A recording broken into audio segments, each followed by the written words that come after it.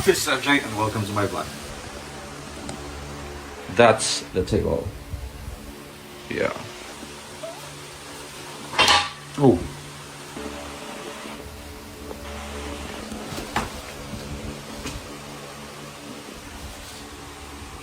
After like 3 hours, finally,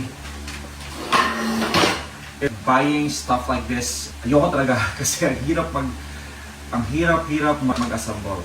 Naubos yung 3 oras ko just for this one. Dito ko muna siya sa corner na to ilalagay.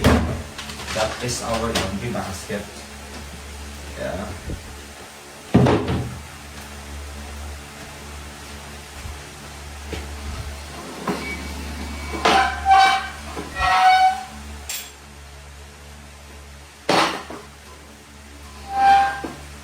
Guys, huwag nyo lang kalimutan ha.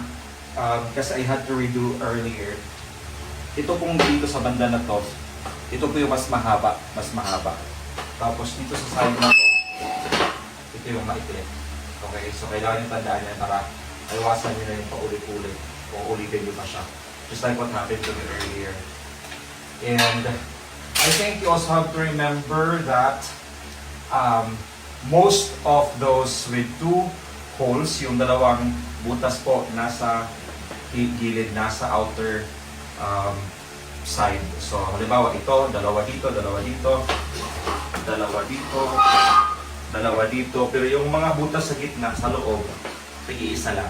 Tig-iisa lang. So, just remember that. Ngayon, ilalagay ko na po yung kanyang desk.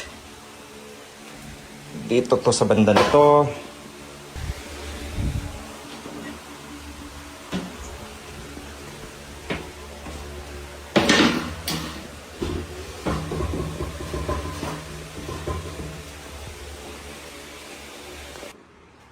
Yan. Okay. Tapos na talaga siya. Advice lang po, tip. Di ba may brace? Okay? Dapat dito sa side na to, may brace din siya.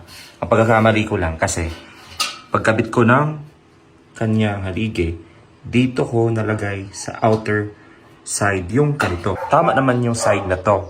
Kaya lang, di ko maikabit yung brace. So, as a tip, you have to make sure na paglagay nyo ng haligi, dapat doon siya nakaharap. Okay? A friendly tip para magawa natin yun. I wanted to like do it again. Good thing, pwede naman siyang tanggalin na ito lang. Kaya lang, napurol na po yung L screw na ginamit ko. So, wala na akong magagawa. Bibili na lang ako tapos siya ako na siya gagawin.